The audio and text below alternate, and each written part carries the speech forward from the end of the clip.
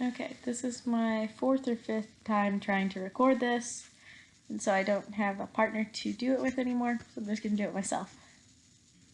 Um, okay, tell us about your T-cell certificate program. It says here you follow the SIOP model. Please explain 3 key points of this model that have influenced your teaching. Well, at the Western T-cell program, they focus a lot on engaging your students, and so SIOP is a really good tool for making sure you're creating an engaging, well-rounded lesson. Using the SIOP model has taught me personally to make sure that I'm building my whole lesson on a steady base of like strong contextualized objectives. You have to know what you want them to learn, what skills you're focused on before you try and build any of your lesson. Also, SIOP stresses having many different aspects integrated into your lesson, which helps me organize and develop my plan step by step in consideration of how each piece builds on the last part. And lastly, SIOP has reminded me time and again that I need to adapt how I teach to how my students learn. I have to pay attention to how I speak and what materials and modalities I use to engage them in my lessons. We greatly value active participation by students. How would you foster greater student participation and interaction for all students?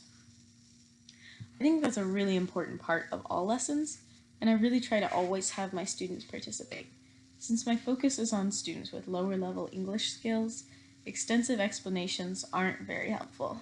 You have to use engaging activities and games to help teach your lessons.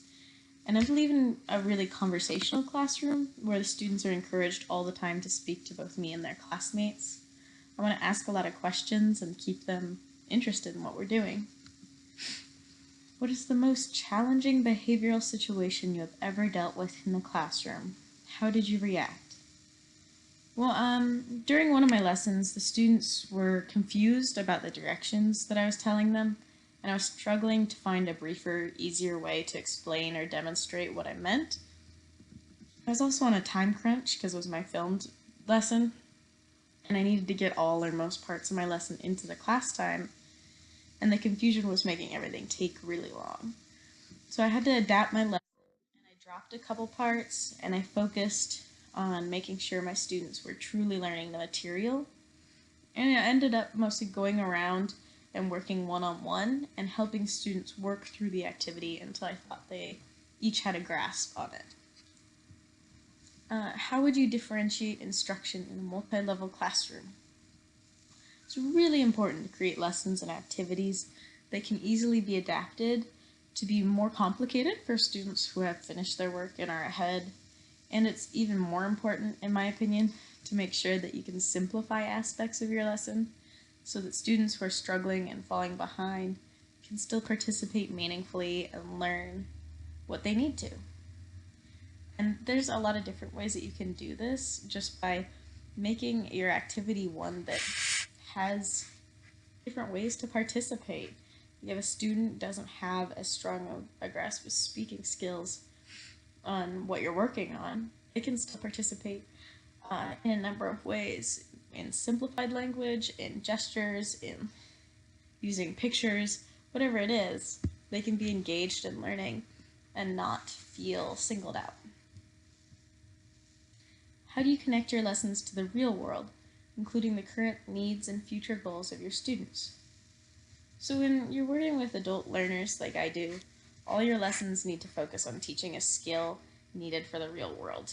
It's important to start with a needs-based assessment and find out which fields your students think they need to focus on, because they know best.